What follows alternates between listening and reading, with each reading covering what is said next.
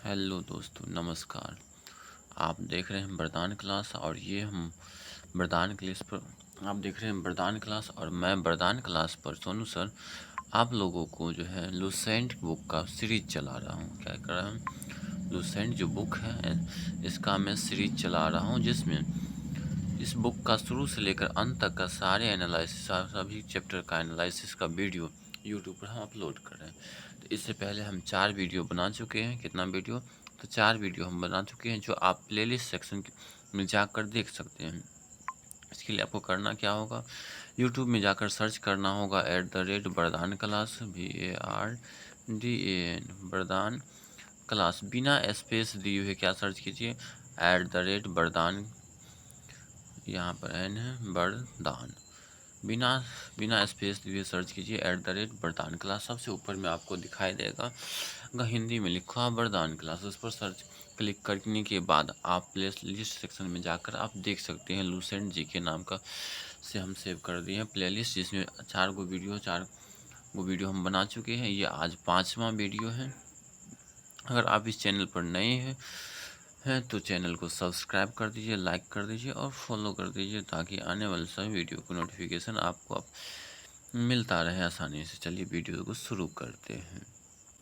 देखिए, modern history हम चालू किए थे, जिसमें से क्या है, लॉर्ड डलहौजी तक हम बता दिए। लॉर्ड डलहौजी का जो शासनकाल कब से तक था, तो ये आप ऊपर देख सकते हैं।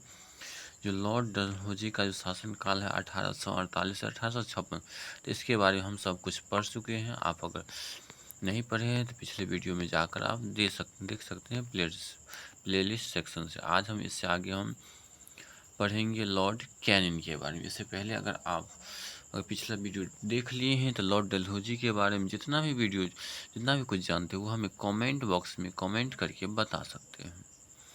चलते हैं, शुरू करते हैं। तो देखिए क्या है, लॉर्ड, उसके बाद डलहौजी के बाद कौन आता है? लॉर्ड कैनिंग आता है। कौन आता है? लॉर्ड डलहौजी के बाद कौन आ जाता है? लॉर्ड कैनिंग आता है, जो कि भारत का वायसराय है। कब से कब तक? तो 1856 से 1862 तक ये भारत का वायसराय रहा है। क्या रहा है? तो भारत का 1800 हम वायसराय भी बोल सकते हैं, क्योंकि बीच में इसका जो पद चेंज भी हुआ था। तो गवर्नर जनरल और वायसराय, क्योंकि ये अंतिम गवर्नर जनरल लॉर्ड कैनिंग क्या है? अंतिम गवर्नर जनरल। और प्रथम वायसराय कौन है? तो यही है, लॉर्ड कैनिंग ही है, जो अंतिम गवर्नर जनरल और प्रथम वायसराय है। जैसा कि हम पिछले वीडियो में ट्रिक बनाए थे, क ह ब कम से, इससे आप याद कर सकते हैं। क्या था? रॉबर्ट क्लाइव जो है बंगाल का प्रथम गवर्नर था। वारन हेस्टिंग जो है बंगाल का अंतिम गवर्नर था। और वारन हेस्टिंग ही क्या था? प्रथम गवर्नर जनरल था। कहाँ का? बंगाल का। फिर क्या था? विलियम बेटिंग बंगाल का अंतिम गवर्नर जनरल था और भारत का प्रथम गवर्नर जनरल यही है। फिर लॉर्ड कैनिंग, ये जो दिख रहे हैं यही कैनिंग है, जो कि अंतिम गवर्नर जनरल और प्रथम वायसराय है। उसके बाद अंतिम अंग्रेज वायसराय कौन है? तो माउंटबेटन है। उसके बाद पूछेगा स्वतंत्र भारत के बाद जो है, स्वतंत्रता के बाद जो है प्रथम वायसराय, तो यही लॉर्ड माउंटबेटन होगा। पूछेगा स्वतंत्रता के बाद प्रथम भारतीय वायसराय, तो सी राजगोपालाचारी है। कौन है? सी राजगोपालाचारी है। और पूछा जाएगा प्रथम भारतीय वायसराय, यही होगा। स्वतंत्रता के बाद प्रथम वायसराय यही होगा। अगर पूछा जाएगा अंतिम वायसराय, तब भी कौन सा हो जाएगा? तो यही सी राजगोपालाचारी हो जाएगा। अब देखिए क्या लिखा है, लॉर्ड कैनिंग कब से कब तक था? तो पहले ही बता चुके हैं, जो कि 1858 से 1862 तक रहा। इसको थोड़ा सा कर्सर और छोटा कर लेते हैं। अब ठीक है। अब देखिए क्या है, यह कंपनी क्या था? यह जो भारत की कंपनी द्वारा नियुक्त अंतिम गवर्नर जनरल था। बताए थे अंतिम गवर्नर, तथा ब्रिटिश साम्राज्य के अधीन नियुक्त भारत का प्रथम वायसराय था, जो कि हम पहले ही बता चुके हैं। इसके समय में, किसके समय में? तो लॉर्ड कैनिंग के समय में। इसके समय में की सबसे महत्वपूर्ण घटना क्या है? 1857 की क्रांति किसके समय में? तो लॉर्ड कैनिंग पूछा जाता है। 1857 के समय, क्रांति के समय, 1857 की क्रांति के समय भारत का गवर्नर जनरल कौन था? तो लॉर्ड कैनिंग था। ऐतिहासिक विद्रोह हुआ था। इसी विद्रोह के बाद प्रशासनिक सुधार के अंतर्गत भारत का शासन कंपनी के हाथों से किस में चल गया, कंपनी से। यहाँ इसी 1857 की क्रांति के बाद क्या हुआ, कंपनी से जो था अंतर्गत भारत के जो है कंपनी से शासन ब्रिटिश के सरकार के नियंत्रण में चला ले लेता है। अब क्या हुआ उसके बाद, तो कैनिंग के समय इंडियन हाई कोर्ट एक्ट पारित हुआ। तो कौन सा एक्ट पारित हुआ, तो कैनिंग के समय इंडियन हाई कोर्ट एक्ट पारित हुआ, जिसके द्वारा बम्बे, कलकत्ता और मद्रास में एक एक उच्च न्यायालय की भी स्थापना किया था। कब किया था, 1856 में जो है कलकत्ता, बम्बे और मद्रास में एक उच्च न्यायालय की स्थापना की थी। इससे पहले सिर्फ कलकत्ता में ही था उच्च न्यायालय, लेकिन अब तीनों में स्थापना कर दिया है। अब आगे चलते हैं, देखिए क्या हुआ, कैनिंग के समय में 1856 में विधवा पुनर्विवाह अधिनियम लाया गया था। कब लाया था, तो कैनिंग के समय में विधवा पुनर्विवाह अधिनियम लाया गया था। जबकि विलियम बेटिंग के समय में जो सती प्रथा कानून 1829 ईस्वी में लाया गया था। और विधवा पुनर्विवाह कब लाया, तो किसके समय में, तो कैनिंग के समय में आया था 1856 ईस्वी में। फिर आया मैकाले द्वारा प्रस्तावित दंड संहिता को 1858 में कानून बना दिया। मैकाले जो दिया था दंड संहिता, उसको क्या कर दिया, कानून बना दिया। तथा 1859 में अपराध विधवा संहिता भी लागू कर दिया था। क्या लागू किया था, अपराध विधान संहिता भी लागू कर दिया था। उसके बाद वैवगत का सिद्धांत जो था, जो कि डलहौजी का दिया हुआ था, जिसको हम विलय की नीति कहते हैं, राज्य विलय की नीति को समाप्त कर दिया। क्या कर दिया, ये समाप्त कर दिया। कौन समाप्त किया, तो यही जो है लॉर्ड कैनिंग जो है लॉर्ड कैनिंग जो क्या किया था, समाप्त कर दिया था। उसके बाद 1861 ईस्वी में इंडियन काउंसिल एक्ट पारित किया। कौन सा एक्ट पारित किया, तो इंडियन काउंसिल एक्ट पारित किया। कब किया, 1861 ईस्वी में पारित किया। तथा पोर्टफोलियो प्रणाली लागू किया। कौन सा प्रणाली लागू किया, पोर्टफोलियो प्रणाली भी लागू किया। और इंडियन काउंसिल एक्ट भी लागू किया 1861 ईस्वी में। अब इसके जाने के बाद 1862 से 63 के लिए 1 साल तक कौन आया, तो लॉर्ड एल्गिन आया। इन्होंने बहावी आंदोलन का दमन किया। कौन सा आंदोलन, बहावी आंदोलन उस समय चल रहा था 1863 ईस्वी में, इसको दमन किया। फिर क्या था, 1863 में धर्मशाला में इसको क्या हो गया, मृत्यु हो गया। मतलब कि 1862 में दमन किया बहावी आंदोलन, 1873 में इसका धर्मशाला जो कि हिमाचल प्रदेश में इसका मृत्यु हो गया। और ये प्रथम व्यक्ति था, कौन, लॉर्ड एल्गिन जो है प्रथम व्यक्ति था जिसका भारत में मृत्यु हुआ था। फिर चलते हैं आगे। उसके बाद जो 64 से 59 तक कौन आया, लॉर्ड लॉरेंस आया। कौन आया, लॉर्ड लॉरेंस आया। और इसने क्या किया, तो 1865 में भूटान ने ब्रिटिश साम्राज्य पर आक्रमण किया था। भूटान क्या किया था, ब्रिटिश साम्राज्य पर आक्रमण किया था। और अफगान के संबंध में इसने हस्तक्षेप की नीति अपनाई, जिससे शानदार क्या हुआ,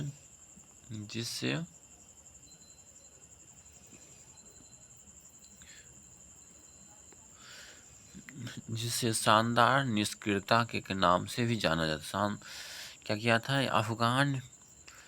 अफगानिस्तान के संबंध में यही कौन था, लॉर्ड लॉरेंस ने हस्तक्षेप की नीति अपनाई, जिससे शानदार निष्क्रियता के नाम से जाना जाता है।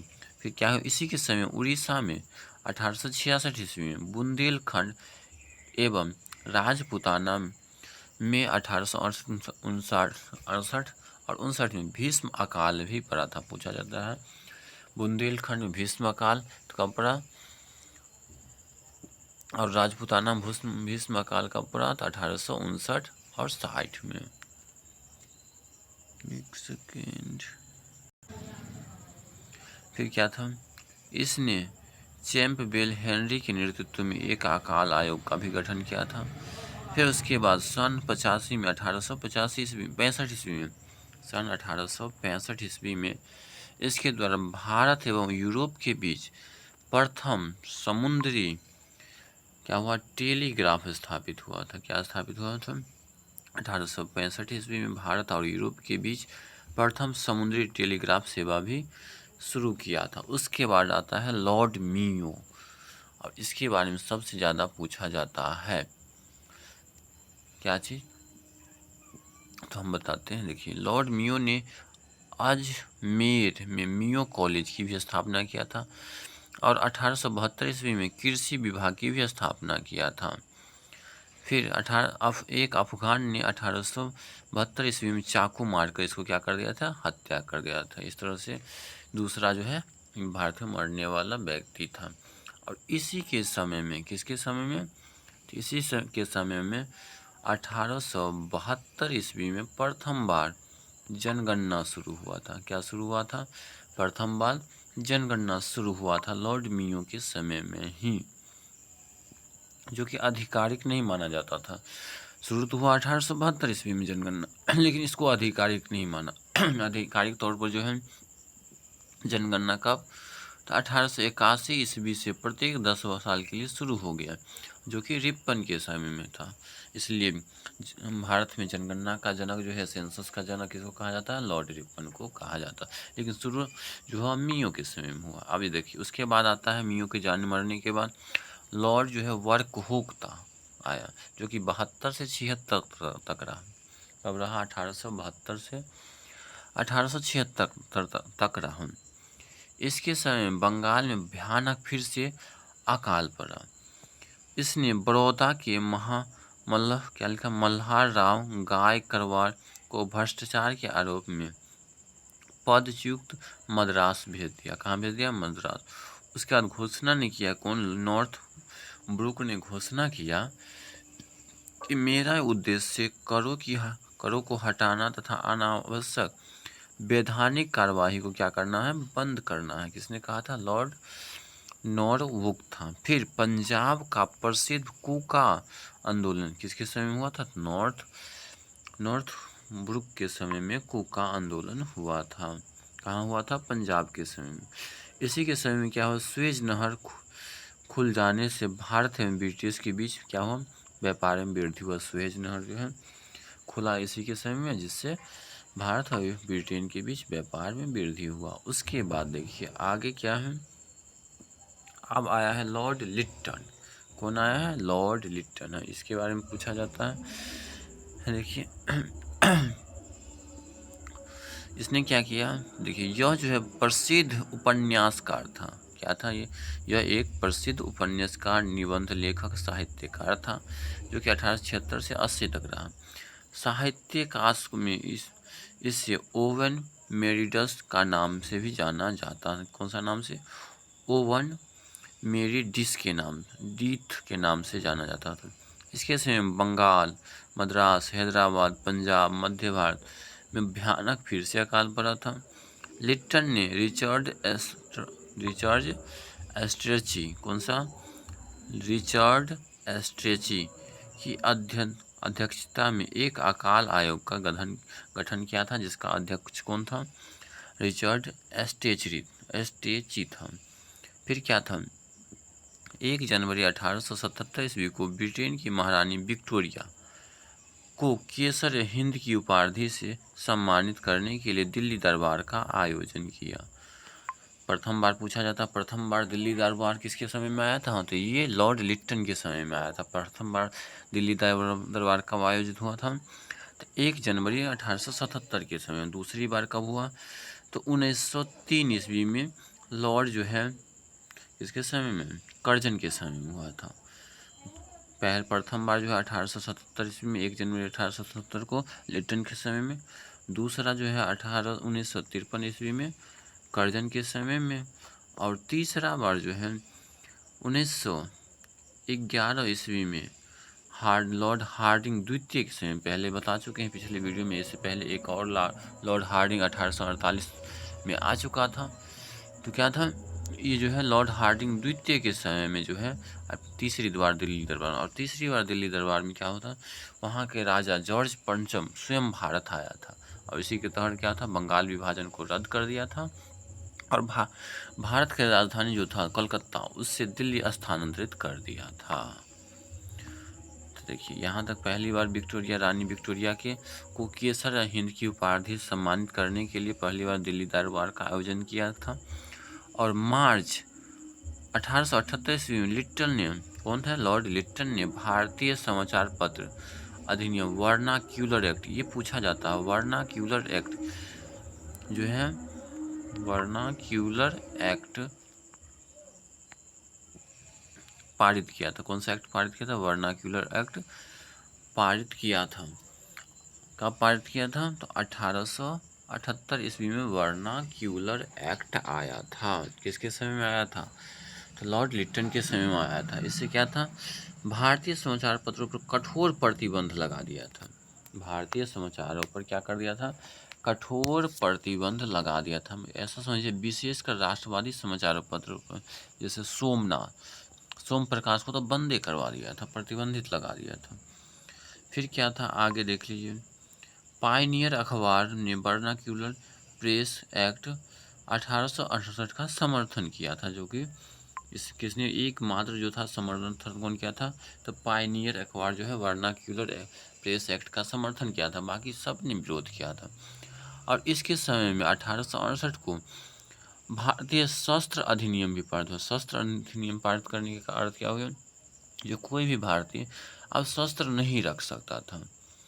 इसके तहत शस्त्र रखने एवं व्यापार करने के लिए लाइसेंस चाहिए, लाइसेंस रखना अनिवार्य कर दिया था। बिना लाइसेंस का शस्त्र नहीं रख सकता था। तो ये कब आया था? 1868 ईस्वी में। और इसने ही क्या किया था? सिविल सेवा परीक्षा में प्रवेश के लिए अधिकतम आयु जो है 21 वर्ष से घटाकर 19 वर्ष, किसने किया था? लॉर्ड लिट्टन ने ही सिविल सेवा परीक्षा का जो है आयु 21 वर्ष से घटाकर 19 वर्ष कर दिया था। अब देखिए कैसे कितना कर दिया, ताकि कोई भारतीय इसमें जा ही नहीं सके। अभी जो है मिनिमम 21 साल है सिविल सेवा में जाने के लिए, मैक्सिमम तक जब तक है आप तब तक जाइए, 40-45 वर्ष तक है। आरक्षण वाले और बढ़ते रहता है 40 वर्ष। लेकिन इसमें क्या कर दिया है? 21 वर्ष से घटाकर 19 वर्ष कर दिया, जो कि और कम कर दिया था। इस समय तो बच्चे क्या होता है? 11-12 में रहता है। फिर कैसे पास करेगा? फिर देखिए उसी के समय में क्या हुआ था? लिट्टन के समय में, इसके समय में, लॉर्ड लिट्टन के समय में ही अलीगढ़ में एक मुस्लिम एंग्लो प्राच्य महाविद्यालय की स्थापना किया था। उसके बाद इसको जानने के बाद लॉर्ड रिपन आया। इसके बारे में कहा जाता है, अब देखिए उसके बाद कौन आया? तो लॉर्ड रिपन आया। और रिपन के बारे में कहा जाता है इसका दिल भारत के लिए धड़कता है। ये हालांकि सब अंग्रेज वैसा ही होता है, लेकिन कुछ ये थोड़ा बहुत भारतीयों के लिए ठीक ठाक था। कौन? कब से कब तक था रहा था? 1880 से लेकर 1884 तक। और ये रिपन ने सर्वप्रथम समाचार पत्रों को, देखिए बाजा बजा रहे हैं जिससे वीडियो बनाने में डिस्टर्ब हो सकता है थोड़ी बहुत, तो आप देख लीजिए थोड़ी सा। फिर क्या हुआ? समाचार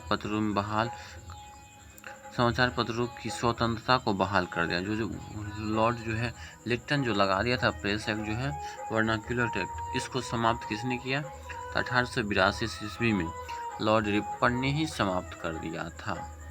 उसके बाद क्या होने लगा? तो इसने सिविल सेवा में प्रवेश की आयु 19 वर्ष से फिर बढ़ाकर 21 वर्ष कर दिया। जो लॉर्ड लिट्टन ने ऐसा किया था उसको फिर से कर दिया।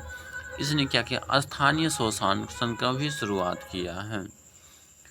स्थानीय स्वशासन किसने शुरुआत किया है? तो लॉर्ड रिपन ने शुरुआत किया है। इसके समय में ही भारत में कब? तो 1881 ईस्वी में सर्वप्रथम जनगणना करवाई गई। बताए थे सबसे शुरुआत में जनगणना कब हुआ? 1872 में शुरू हुआ लॉर्ड मियो के समय में।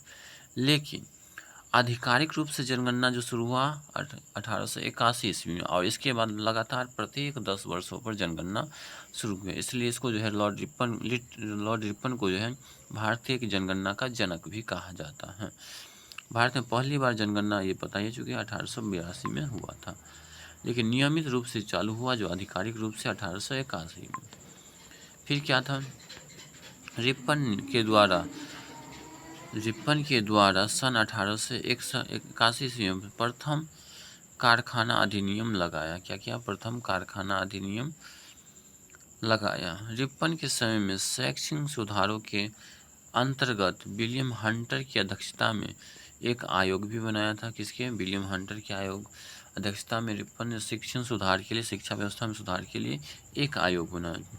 इसके समय में यूरोपियों के विरुद्ध भारतीय न्यायाधीशों द्वारा मुकदमे की सुनवाई के लिए इल्बर्ट विधेयक प्रस्तुत किया गया, लेकिन यूरोप वासियों के प्रबल विरोध के कारण इसे वापस क्या कर लिया, ले लिया था। इसी के समय में क्या हुआ था?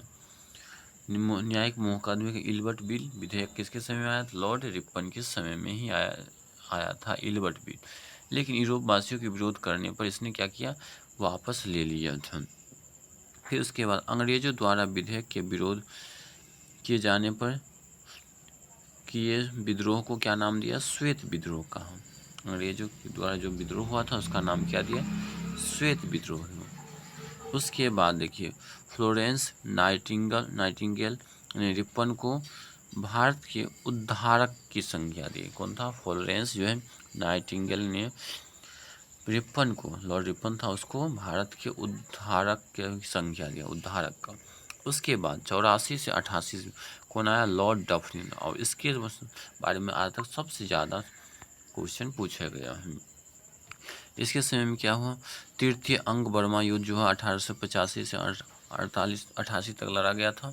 किसके समय में? तो लॉर्ड डफरिन के समय में लड़ा गया था। और बर्मा के अंतिम रूप से अंग्रेजी राज्य में मिलाया कौन था? तो यही लॉर्ड डफरिन ने ही मिलाया था। इसी के समय में Bengal tenancy act, Awadh tenancy act और पंजाब टेनेंसी एक्ट, ये तीनों एक्ट किसके समय में आया?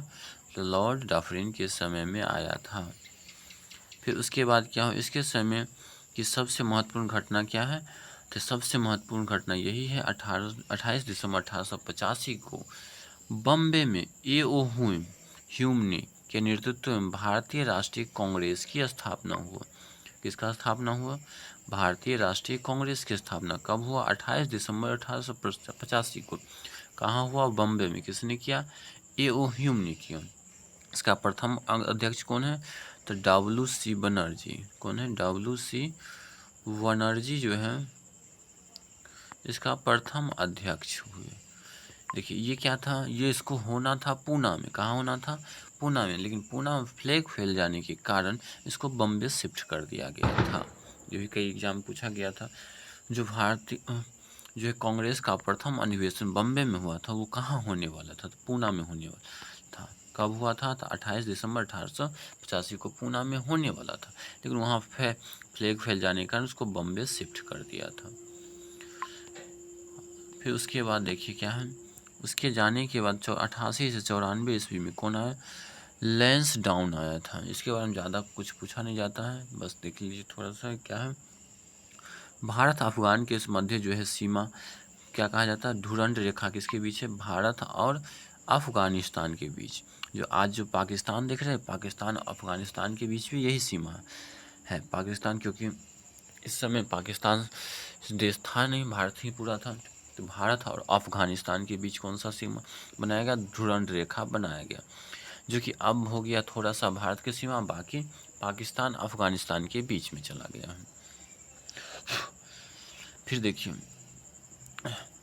क्या है निर्धारित किया गया। फिर 1891 ईस्वी को दूसरा कारखाना अधिनियम लाया, जिसमें स्त्री को 11 घंटा प्रतिदिन से अधिक काम करने पर प्रतिबंध लगाया था। कितना घंटा? तो 11 घंटा से अधिक काम अगर स्त्री करता तो उस पर रोक लगाया था। साथ ही सप्ताह में एक दिन की छुट्टी देने का व्यवस्था कौन किया था? तो लैंस डाउन ने ही किया था। लॉर्ड लैंस डाउन ने ही किया था। उसके बाद इसके जाने के बाद ये सब ज़्यादा उतना इम्पोर्टेंस है नहीं, फिर भी देख लीजिए। लॉर्ड एलिगियन द्वितीय, इससे पहले भी एक आ चुका था, ये दूसरा है। क्या था? भारत को तलवार के बल पर विजित किया। किस बल पर? 1894 से 99 तक रहा, 3 सालों के लिए। लेकिन भारत को तलवार के बल पर विजित किया, और तलवार के बल पर ही इसकी रक्षा की जाएगी, यह कथन लॉर्ड एलगी द्वारा ही दिया गया था। कौन कहा था ये कथन? जो भारत को तलवार के बल पर जीता जा सकता है, विजित किया जा सकता है, और तलवार के बल पर ही इसकी रक्षा भी किया जा सकता है, ये बोला था लॉर्ड एल्गिन ने किया था। फिर इसी के समय में 1895 से 98 के बीच मध्य प्रदेश, मध्य उत्तर प्रदेश, बिहार, पंजाब, मध्य प्रदेश में भयंकर अकाल पड़ा था। फिर बाजा बजने लगा, थोड़ा सा डिस्टर्ब हो सकता है, बगल में शादी है, अब क्या क्या कह सकते हैं उसको, क्या कर, वीडियो रोक दें। चलिए, अगर आप अब इस चैनल पर नए हैं तो लाइक, सब्सक्राइब और शेयर कर दीजिए। चलिए बता ही देते हैं, इतना देखिए लॉर्ड कैनिंग के हैं, उसके बाद लॉर्ड मिंटो द्वितीय के बारे में पढ़ना है। लॉर्ड मिंटो ये सब, लॉर्ड कैनिंग महत्वपूर्ण है, लॉर्ड मिंटो महत्वपूर्ण है, फिर लॉर्ड चेम्सफोर्ड उतना महत्वपूर्ण नहीं है, लॉर्ड हार्डिंग महत्वपूर्ण है, उसके बाद बहुत कम है, इरविन महत्वपूर्ण है। क्या करें, बाजा बज रहा है, चलिए बता ही देते हैं, थोड़ा सा आवाज़ कम हो। फिर क्या हुआ देखिए, इसके समय में लॉर्ड कर्जन जो आया 1899 से 1905 ईस्वी तक रहा, और इसी के समय में 1900 कब, तो 1903 ईस्वी में 1900 जो है 3 ईस्वी में जो है दूसरा बार दिल्ली दरबार लगा था। दूसरी बार दिल्ली, प्रथम बार बता ही दिया 1877 में लगा था, दूसरी बार 1903 में, और तीसरी बार 1911 में लगेगा दिल्ली दरबार। तो देखिए क्या हुआ, 1801 में 1901 में सर जो था कॉलिंस स्टॉफ मैन्युस्क्रिप्ट की अध्यक्षता में एक सिंचाई आयोग, 1902 में सर आयोग, और 1902 में सर एंड्रयू फ्रेजर की अध्यक्षता में एक पुलिस आयोग, एवं सर थॉमस रेले की अध्यक्षता में एक विश्वविद्यालय आयोग, मतलब 3 आयोगों का स्थापना किसने किया, तो लॉर्ड कर्जन ने कब किया, 1901 में। सर कॉलिंस स्टॉफ मैन्युस्क्रिप्ट की अध्यक्षता में सिंचाई आयोग बना। फिर 1902 में एंड्रयू फ्रेजर के नेतृत्व में पुलिस आयोग, और थॉमस रेले के नेतृत्व में विश्वविद्यालय आयोग बनाया। फिर क्या था, इसी के समय 1804 में भारतीय विश्वविद्यालय अधिनियम भी लाया।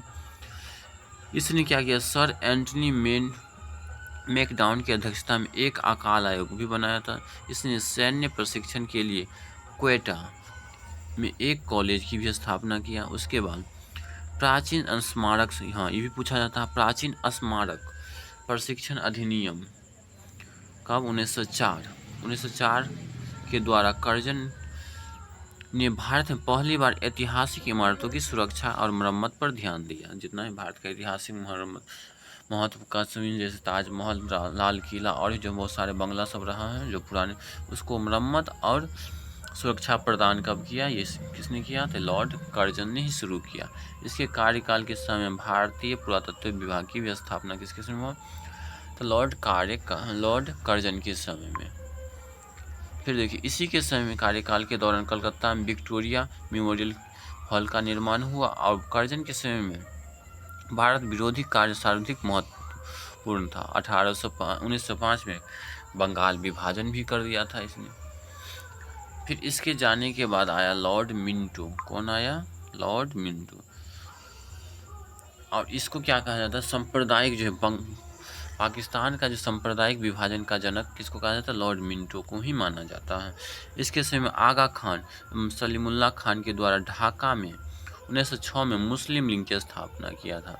किसके समय में हुआ था, तो ये लॉर्ड मिंटो के समय में हुआ, 1906 में मुस्लिम लीग की स्थापना। ये दोनों पूछा जाता है, बंगाल विभाजन कब हुआ, 1905 में, और 1906 में मुस्लिम लीग की स्थापना हुआ। और 1907 में क्या हुआ था, इसी के समय में कांग्रेस का जो है सूरत में विभाजन हो गया था, नरम दल और गरम दल दोनों अलग अलग हो गए, जिसके बारे में आगे हम बताएंगे जब कांग्रेस रहेंगे उस समय।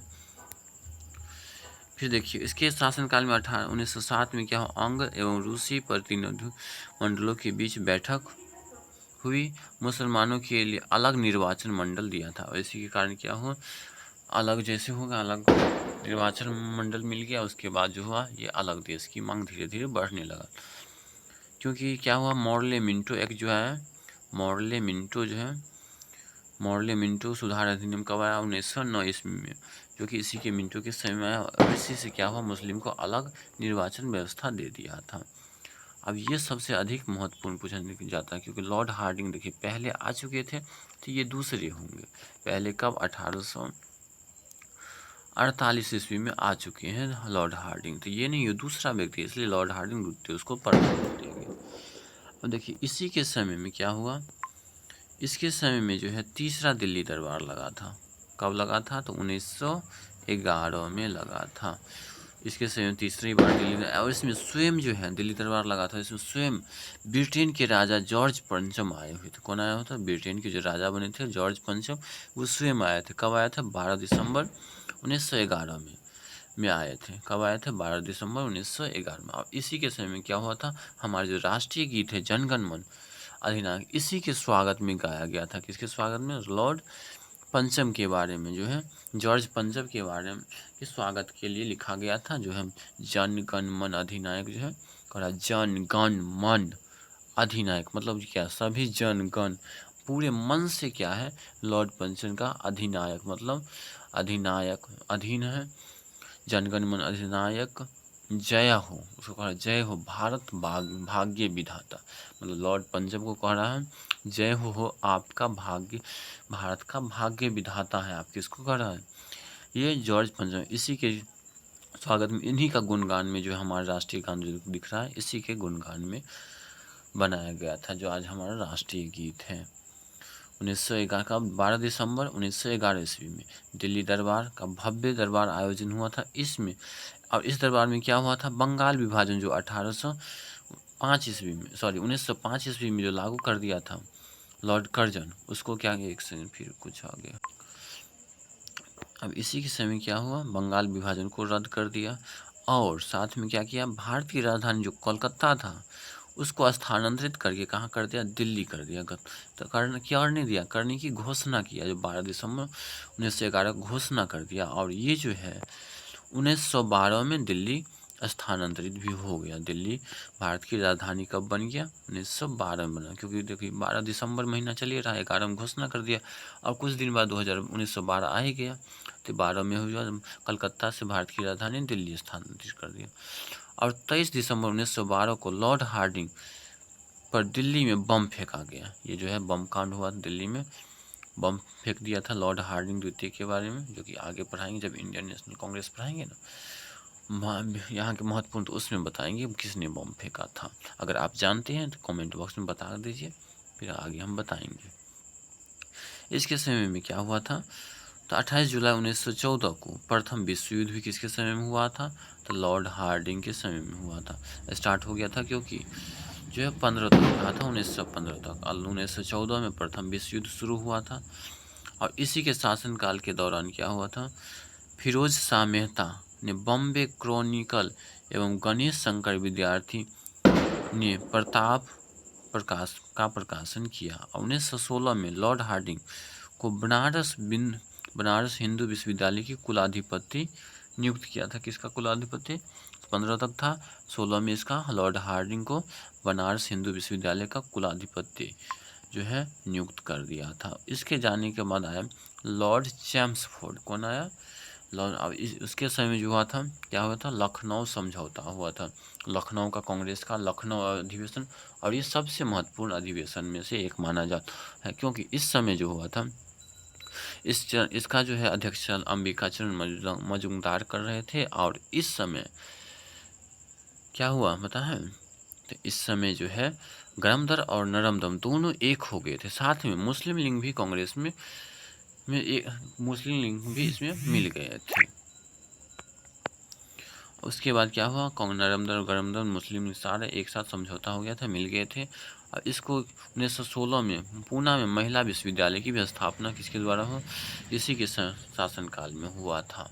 इस समय लॉर्ड चैम्सफोर्ड जो था 1916 में भारत का वाइसराय था। अब गवर्नर जनरल नहीं था, क्या था, वाइसराय था। अब सब वाइसराय चलेगा।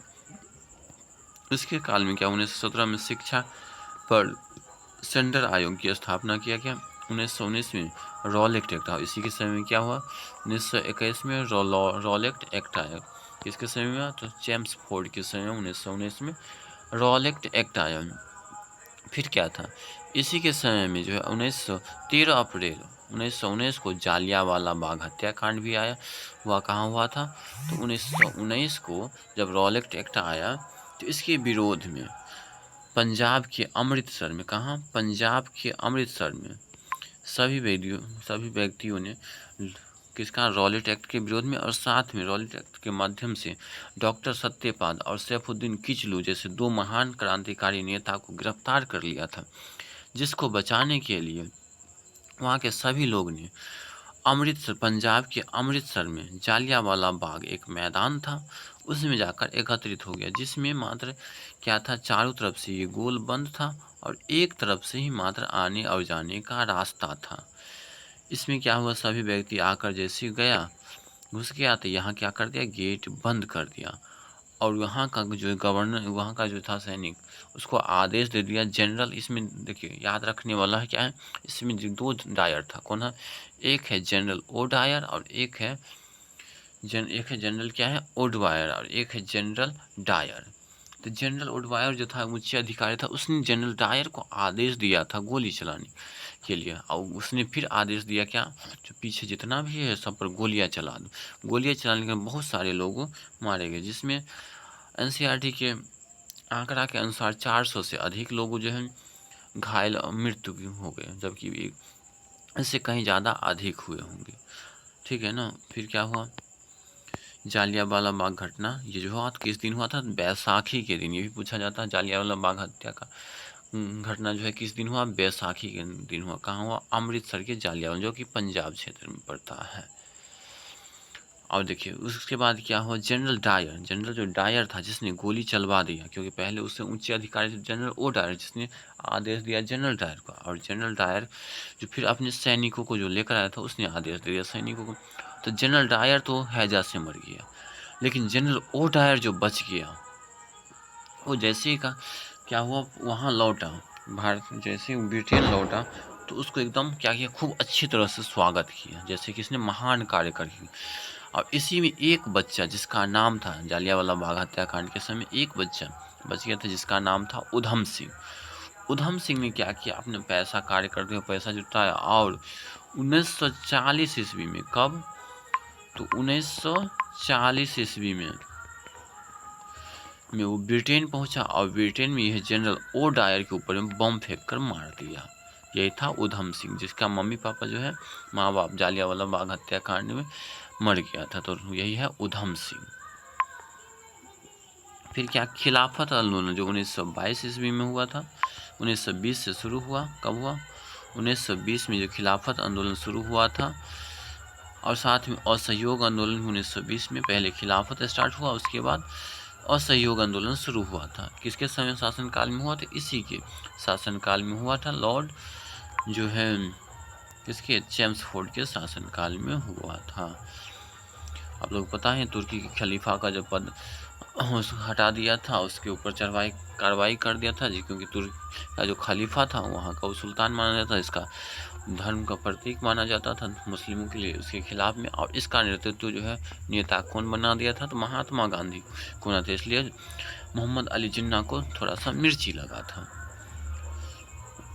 फिर देखिए क्या था? गांधी जी असहयोग आंदोलन भी स्टार्ट किए थे इसी के समय में।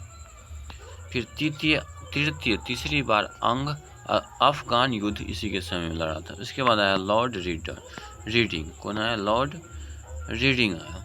अब देखिए क्या था? लॉर्ड रीडिंग जो है 5 फरवरी 1922 को घटी चौरी चौरा कांड कब हुआ? तो 5 फरवरी 1922। असहयोग आंदोलन 1920 में शुरू हुआ, लेकिन क्या हो गया? 1922 में चौरी चौरा कांड हो गया। अब कैसे हुआ? तो देखिए उत्तर प्रदेश के शेखपुरा जिला में क्या था?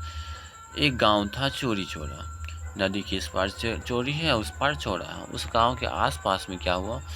पुलिस ने एक जनता पर फायरिंग कर दिया, जिससे कुछ लोगों की मृत्यु हुई। उसके बदले में जनता ने सारे दौड़ा कर मारा, और जैसे सारे बचने के लिए सारे पुलिसकर्मी ने थाना में चला गया अंदर। तो उस अंदर में क्या था? 22 कर्मी था। कितना? 22 से अधिक कर्मी था। सॉरी डाटा कुछ मिस्टेक लग रहा है, 22 या कुछ ऐसे कुछ था, हमें याद नहीं आ रहा। आप लोग कितना होगा कमेंट में हमें बता सकते। जितना भी पुलिसकर्मी था सारे उसमें घुस गया तो क्या करने दिया, सारे व्यक्ति ने बाहर से आग लगाकर उसको जला दिया। इसी को नाम दिया चौरी चौरा कांड, जो कि सारे पुलिसकर्मियों को जलाकर राख कर दिया। और बहुत ही अच्छा कार्य किया था इस लोगों ने, ठीक है ना। अब देखिए ये कहाँ हुआ था, उत्तर प्रदेश के गोरखपुर जिले में। और महात्मा गांधी को जैसे ही पता चला तो इसने क्या किया, असहयोग आंदोलन को 12 फरवरी को वापस ले लिया था। और इस असहयोग आंदोलन को जो है वापस लेने से सभी जो है जितना भी क्रांतिकारी था सब असंतुष्ट हो गए।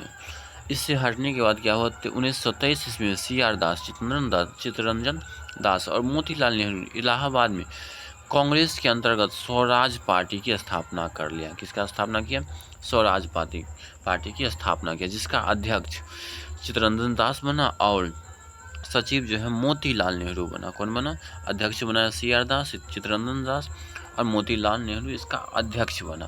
कब इसका स्थापना हुआ, तो 1927 ईस्वी में। किसका स्थापना, स्वराज पार्टी। और पूछेगा अगर बिहार में स्वराज पार्टी की स्थापना किसने किया, तो श्री कृष्ण सिंह ने किया था स्वराज पार्टी की स्थापना बिहार में। और बिहार के प्रथम मुख्यमंत्री भी वही है।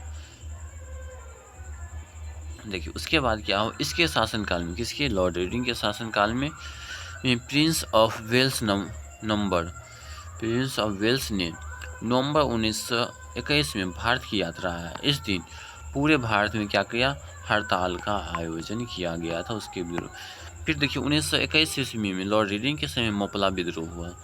1922 में विश्व भारती विश्वविद्यालय का कार्य प्रारंभ हुआ। 1921 में एम.एन. राय द्वारा भारतीय कम्युनिस्ट पार्टी का भी गठन किया। एम.एन. राय ने किसका गठन किया, तो भारतीय कम्युनिस्ट पार्टी का गठन 1921 ईस्वी में किया। और फिर क्या था, 1925 में प्रसिद्ध जो है आर्य समाजवादी राष्ट्रवादी नेता स्वामी श्रद्धानंद की हत्या कर दिया गया। चलते हैं फिर, ये सबसे महत्वपूर्ण है लॉर्ड इरविन। Lord Irwin. अब देखिए लॉर्ड इरविन के समय में क्या हुआ था, 3 फरवरी 1928 को 1926 से 31 तक रहे और इसके बारे में पूछा जाता है। 3 फरवरी 1928 को साइमन कमीशन बम्बे जो पहुंचा था, इसका किसके समय, लॉर्ड इरविन के समय में, और इसका जमकर विरोध किया गया। फिर क्या था, 22 मार्च 1930 में साइमन कमीशन द्वारा सविनय अवज्ञा आंदोलन प्रारंभ किया। गांधी जी द्वारा सविनय अवज्ञा आंदोलन शुरू किया गया था, क्योंकि साइमन कमीशन जैसे आया तो उसको गो बैक का नारा लगाकर उसको वापस भेज दिया था। और भेजने का मुख्य कारण क्या था पता है, इसमें 7 सदस्य थे और 7 सदस्य पूरा का पूरा क्या था, अंग्रेज था। और ये पूछा भी जाता है किसके सिफारिश पर इसमें भारतीयों को शामिल नहीं किया गया, तो यही गधा था लॉर्ड इरविन जो सिफारिश किया था इसमें भारतीयों को शासन नहीं।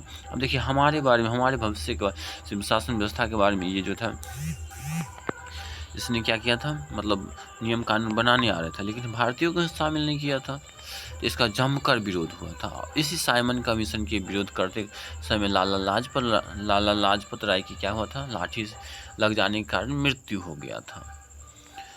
अब उसके बदले में क्या हुआ, अब उसके लाला लाजपत ने कहा क्या, मेरे लगे हुए शरीर पर लगे हुए लाठी का बदला लिया जाएगा। फिर देखिए उसके बाद क्या हुआ, 12 मार्च 1930 में गांधी जी के द्वारा सविनय अवज्ञा आंदोलन प्रारंभ किया था। फिर देखिए उसके बाद क्या, लाला लाजपत राय की मृत्यु के बदले भारतीय चरमपंथी द्वारा दिल्ली में असेंबली हॉल में 1929 में बम फेंका था। क्या किया था, बम फेंक दिया था असेंबली हॉल में। कब, 1929 ईस्वी में। कौन कौन था इसमें, बटुकेश्वर दत्त था, भगत सिंह था, ये सारे लोग था, और भी 2-3 आदमी थे, सब में साजिश। इसी समय क्या हुआ था, लाहौर जेल में जतीन दास ने 13 जुलाई 1929 को भूख हड़ताल शुरू किया। और भूख हड़ताल के कितने भूख हड़ताल किया, कब, 13 जुलाई 1929 को भूख हड़ताल शुरू किया। और भूख हड़ताल के 63वें दिन 13 दिसंबर 1929 को इसकी क्या हो गया, मृत्यु हो गया। 3 महीना से अधिक दिन तक, 2 महीने से अधिक दिनों तक ये भूखे रहे, लेकिन अंग्रेज नहीं सुने। भूख हड़ताल का कारण भारतीयों एवं अंग्रेजों के दिनों के बीच व्यवहार में किए जाने में भेदभाव था। अंग्रेजों क्या था, भूख हड़ताल का कारण क्या जानते हैं, भारतीय और अंग्रेजों के दिनों के बीच में क्या किया जाता, व्यवहार भेदभाव किया जाता था। इसके कारण इसने भूख हड़ताल किया। फिर क्या था, 1929 में कांग्रेस के लाहौर अधिवेशन हुआ। कौन सा अधिवेशन हुआ, लाहौर। ये सबसे ज़्यादा पूछा जाता है। लाहौर अधिवेशन हुआ था, जिसकी अध्यक्षता जवाहरलाल नेहरू ने किया था। इससे पहले जो था 1928 ईस्वी में, कब, तो 1928 ईस्वी में मोतीलाल नेहरू ने इसकी अध्यक्षता किया था, जिसमें क्या था, डोमिनियन, मतलब क्या, उसका जो है पूर्ण स्वराज्य की मांग नहीं किया था, डोमिनियन स्टेट्स की मांग किया था। लेकिन जैसे इसको जब अंग्रेज नहीं मांगा तो किसने क्या कर दिया, पूर्ण स्वराज्य को 1929 में लाहौर अधिवेशन में कांग्रेस के पूर्ण स्वराज्य का लक्ष्य निर्धारित किया, जिसका अध्यक्षता जवाहरलाल नेहरू ने कर रहा था। और इसी अध्यक्षता में यह मनाया गया कि प्रत्येक वर्ष 26 जनवरी को क्या किया जाएगा, तो स्वतंत्रता दिवस मनाने की घोषणा किया गया था। अब पहली बार स्वतंत्रता की झंडा जो फहराया गया था वो 26 जनवरी 1930 की में फहराया गया। और इसी को याद रखने के लिए जो हमारा संविधान जो है बन के तैयार तो हो गया था, कब, 26 नवंबर 1949 को ही बन गया था। लेकिन इसी को याद करने के लिए लागू किया गया 26 जनवरी 1950 को लागू किया गया था। चलते हैं आगे। चलिए आज के लिए इतना ही रहने देते हैं। अगर आप इस चैनल पर नए हैं तो लाइक, सब्सक्राइब और शेयर कर दीजिए, ताकि आने वाले हर एक वीडियो का नोटिफिकेशन आपको मिलता रहे। और ये वीडियो कैसा लगा ये हमें कमेंट बॉक्स में कमेंट करके बता सकते हैं। और आप किस बुक का PDF का जो है अध्ययन करना चाहते हो वो हमें कमेंट बॉक्स में बता दीजिए। अगले वीडियो में अगला सीरीज हम उसी का लाएंगे, इसको समाप्त करने के बाद। चलिए, धन्यवाद।